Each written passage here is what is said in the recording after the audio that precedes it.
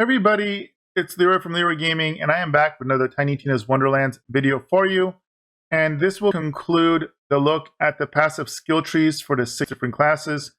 Last but not least, we have chosen to look at the Stabomancer.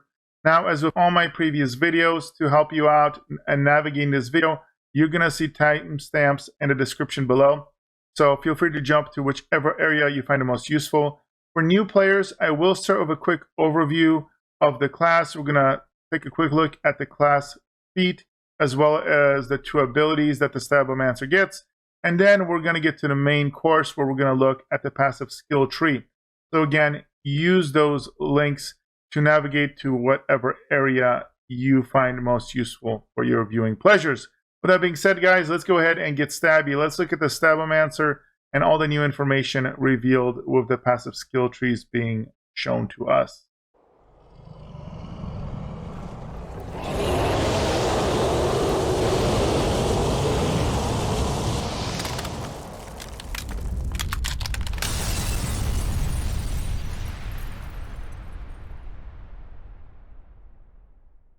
Alright guys, so let's go ahead and start with the class overview. So the Stabomancer specializes in critical hits and status effects. They're able to keep enemies guessing by altering between guns, melee weapons, and spells, all the while moving in and out of stealth to score guaranteed critical hits. Though fragile, the Stabomancer can use their superior speed to evade damage and fire their guns while sprinting. What I can already tell you is that this class is going to have a lot of really fun synergies when it comes to multi-classing. The emphasis on gunplay, melee weapon, critical hits. We've already seen a couple classes that are really big into critical hits. So I could definitely see the synergizing well of the spell shot.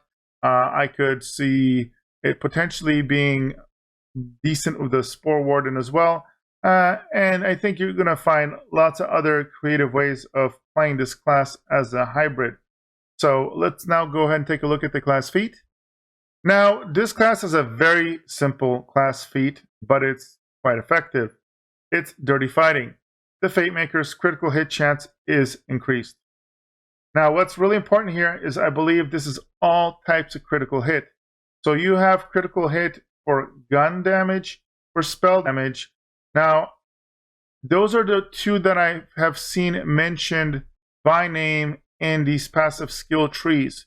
I don't know if there's a separate critical hit chance for melee weapons, for example, or abilities, or whether it's only with spells and in particular and your guns.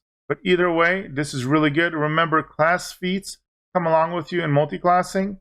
So if you pick another class as your main class, and then you pick the Stabomancer as your multi-class, you will just get this flat increase to critical hit chance. And in this game, there's 2 different ways to critical hit. Every enemy has some form of kind of critical hit area. If you hit that area with your guns, for example, it will crit hit automatically.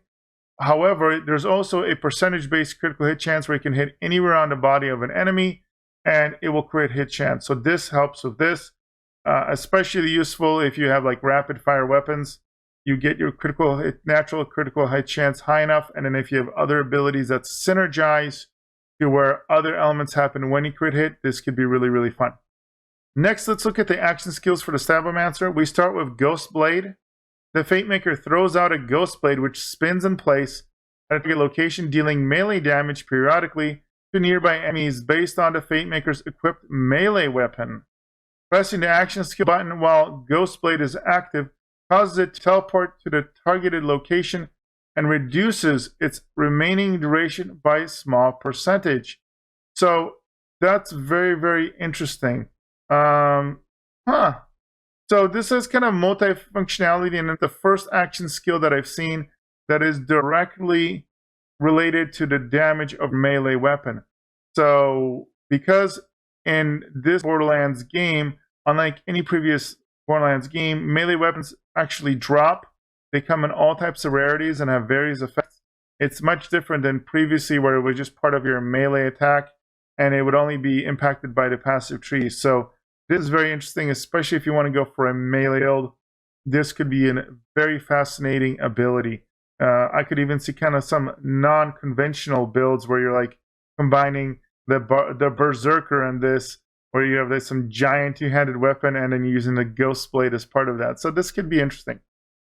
And then your other option is from the shadows. Remember, you're only going to get to pick one of these two. The Fate Maker enters stealth, turning invisible. While in stealth, all damage dealt is automatically a critical hit, but critical hits deal reduced damage. So this is a bit of a trade-off. I mean, it's nice to have auto-critical hits. Will synergize really well with any other effect that procs off of critical hits. Bummer that the critical hit damage is lowered, but this is, I'm guessing, for balance purposes. I'm assuming that your stealth does not automatically drop the second you do damage, which is what is normally like in D&D games and RPGs. But if this stays up and you can fire out of stealth for a period of time, I could see this stacking critical hits. For example, the Spore Warden has an effect that every single time you critical hit, it increases your companion damage, stacking up to 10 times. I could see these two synergizing, going into stealth, critical hitting a bunch of times and maxing out those stacks to buff your pet. Just one random idea, and I'm sure there's going to be a lot of other creative ways to utilize this potential ability.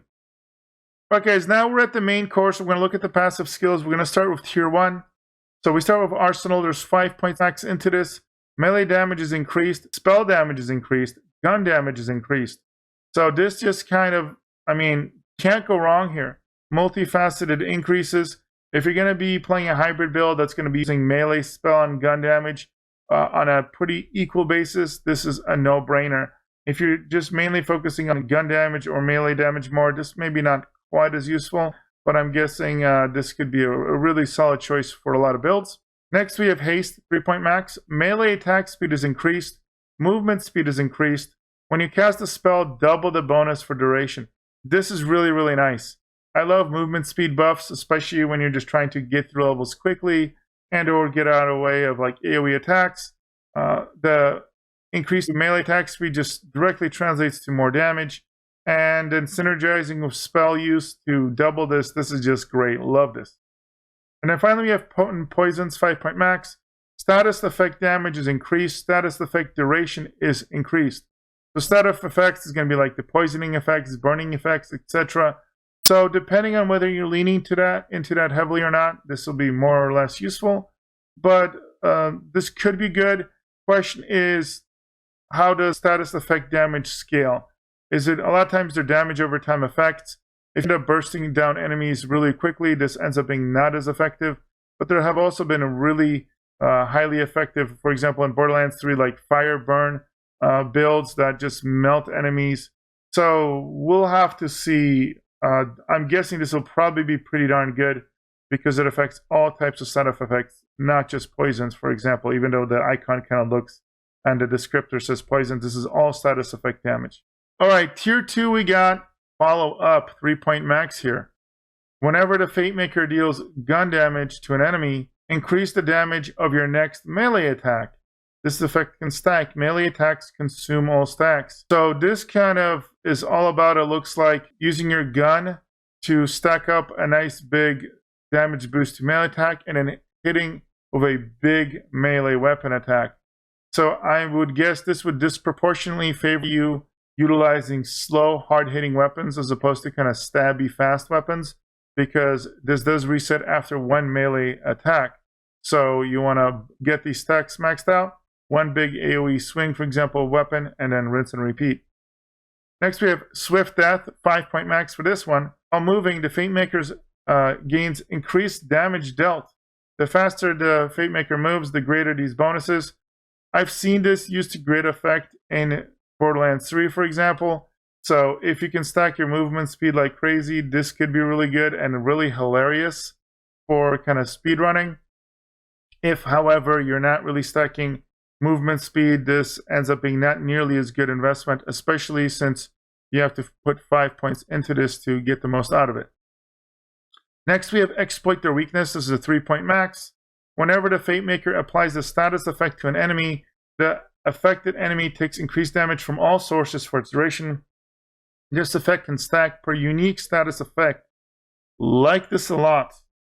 I like this a lot because it doesn't state. Yeah, so it sounds like this will impact the damage done by other enemies as well, or other players in multiplayer. Now, this also leans into having multiple status effects. So whether you're swapping guns to apply different effects, or assuming that in this game you're going to have guns that can apply multiple effects, so maybe burning, maybe poison, etc. This could be very, very interesting. The more status effects that you can potentially stack, the more you're going to get out of this. If, for example, you're just doing a mono status effect build, though, this may not be worth it. All right, tier 3, and we have two options here. You start with Nimble Fingers. This is the 3-point max. Whenever the Fate Maker deals melee damage, their fire rate and spell damage are increased for duration. So this really synergizes with the tier 2 passive. So the idea again is you may be started by doing a bunch of fire damage to stack your boost to your next melee hit things with a melee attack, and then recycle things. I'm guessing if you get a jump on things with a melee attack, maybe better the other way around. Get your initial melee attack, boosting fire rate and spell damage. Spam your fire and spell damage to boost your next melee attack. Then go back with another nice hard-hitting melee damage attack. So again, really, this game micromanaging your stacks of melee damage buffs, knowing when to melee hit, and going back and forth is going to be really fun for this playstyle. And then we have Shadow Step, which is a 1-point max. It is a kill skill. Fate Maker's next melee attack is guaranteed critical hit for a short duration. Again, this is really nice. If you end up killing something with a gun, I could see combining all the other passives so far for boosting your next melee attack hit. I could see you going and, for example, killing a minion with a gun and then swapping over to an elite or a boss, and with all your stacks, hitting with your melee attack, getting crit hit, doing huge damage, rinsing and repeating. So focusing your gunfire on the minions and then unleashing your melee attack on the boss or the harder enemies. I could see that being a really interesting synergy and game loop. All right, next we have tier 4, and we start with Sneak Attack. This is a 5-point max skill, and your critical hit damage is increased. So remember, the feat for this character is a passive increase to your crit hit chance. So whether you're just critical hitting by your percentage-based chance, or if you're really good at hitting weak spots, this could be a nice overall increase as long as you're leaning into the critical hits here. Obviously, otherwise, if you're not very good at targeting critical hits, or you haven't stacked your critical chance through other means, the amount this pays off for 5 points is going to be much lower. Next, we have Elusive. It's a 1-point max. You can now shoot and sprint at the same time. So normally, sprinting is just holding shift, and most classes cannot shoot while doing this. Now, I will say it's much harder to aim while sprinting because you're going so fast. But in case you want to synergize with your playstyle, this is going to be good for 1 point. And you gain a chance to evade incoming damage while moving. The faster you move, the greater the chance. This is great for survival. So again, evading is going to avoid all damage. Curious to see what the chance of this is. Because it's a 1 point, if this is, if this scales well, then you can really create a really min-maxed high-speed build for speedrunning. And especially if you're speedrunning through a level where a bunch of things are shooting you, moving really fast, the chance of you not taking damage because you're avoiding all the shots, this, I think, is going to be big for that. In fact, I'm calling it here. I feel like it's not too much of a stretch to say that probably Stabomancers are going to be either the main or the multi-class component of many speedrun builds for obvious reasons here. And then we have Contagion. Whenever the Fate Maker applies a status effect, there is a chance it spreads to nearby enemies. If no enemies are nearby, deal a percentage of the stat effect's total damage to the enemy instead. I really actually like this. I've always loved spreading effects in previous Borderlands games. Unfortunately, it always kind of sucked when you're just fighting a boss and there's nothing to spread to, where this becomes less potent. But the fact that now they've added this little extra element, if you're fighting just one target, it's gonna instead proc a percentage of the damage. This is great, especially if you have numerous status effects that are really high and you're constantly applying different ones, this could be a decent amount of damage overall. So really, really like this. All right, now we got the penultimate tier 5. We start with 1,000 cuts, 5-point max here. Critical hits grant the Fate Maker increased damage dealt for a duration. Now do note, anytime you have this straight damage dealt increases, this would apply to any companion as well. Now I'm not sure how conducive this build is going to be to companions again. With this Spore Warden that has a synergy of crit hits and buffing companion damage, that could be kind of interesting. I think this class will have a lot of synergies of kind of non-pet setups, but so less likely to double dip there. But here again, if you're leaning into hitting critical hits, increasing your overall damage dealt, that again will apply to your abilities, will apply to your spells, your melee attacks, your ranged attacks, all of that. This is cool. The effect can stack up to 10 times. Melee critical hits grant additional stacks. I really like this. It's harder to hit critical hits with melee attacks. Getting more stacks from this, from that is great. Remember, there's ways to get guaranteed critical hits with melee attacks here, so there's a guaranteed way to increase these stacks as well. Really love this 1,000 cuts tier 5 passive. And your other option is Alchemical Agent, 1-point max. Melee critical hits apply a random status effect. This is cool. Remember earlier on, we were getting benefits the more status effects we apply. So the only downside is that this is based on critical hits. So depending on how consistently you can critical hit with melee attacks, this may end up being absolutely amazing, or it may be not so great. So if you're not consistent with your melee critical hits, it's not going to be nearly as cool. But this is one way of making it so that you apply the maximum amount of different stat effects on an enemy. And again, for 1 point, this is hard to go wrong with. And then finally, boys and girls, we have the ultimate tier 6 capstone, Executioner's Blade for 1 point. Gun and spell critical hits have a chance to create an ethereal blade above the target that will impale them after a short delay. Ethereal blades deal melee damage based on the Fate Maker's equipped melee weapon. So again, you're going to see this theme where you're going to want to have melee weapons that do as much damage as possible. I'm going to guess like the slower swinging ones will do more damage. Interesting synergy here. Now do note it says gun and spell critical hits have this chance, so it does not apply to melee critical chance. Now this is really cool. Again, do I think this is a mandatory capstone? No. I'm curious to see how much these ethereal blades will do damage-wise. But unlike, again, some of the other classes where I feel like their capstones are almost mandatory for the builds, this is just kind of a nice icing on the cake. Which of course means I feel like the Stabomancer will be an excellent multi-class where you dip into the passive tree and take advantage of his class feat to get the most out of things. For me, what I found is that the main classes that I'm going to choose and I think are going to be the most popular are the ones that have the capstones that are just absolutely mandatory. So I think that's going to be the big distinction. And that's just kind of my initial thoughts. So very, very cool class overall. Again, I feel it's going to find more use as a multi-class than a primary. That's just my 2 cents though. Now, hopefully you found this video helpful. If you did, make sure to drop a like. Love to hear your comments. Do you agree with me? Do you have other thoughts on these passives? Would love to hear your initial thoughts. As always, if you want to see more looter shooter and RPG content, especially content like the one for Tina Wonderlands, feel free to subscribe. That always helps out.